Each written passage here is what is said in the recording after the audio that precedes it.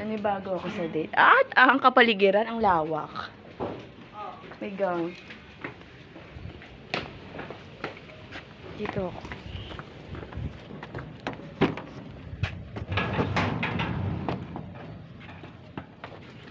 Majinit. Pak, sorry.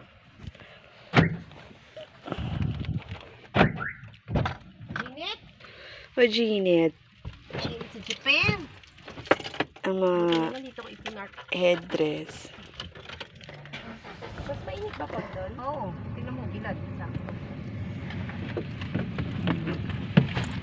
At ang bag ni Kanda, kukupitan ko yung mamaya pagka hindi na sila nakatingin mag-ina. Sige. Diyan lang yan. Alcohol muna tayo. Electric pa kasi. Napunta sa mata ko. Punta sa mata ko ang energo. Ay, ang tara may ventilador ang mayora. Tissue.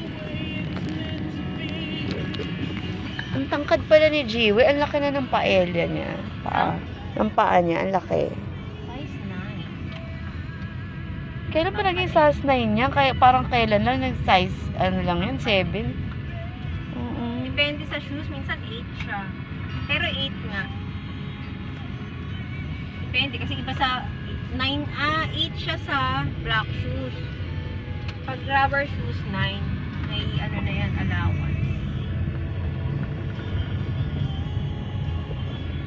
Hindi ko talaga ito matatandaan. Hindi mo matatandaan. Hindi. Dito ka bababa, Jolis. Mas mabilis matandaan.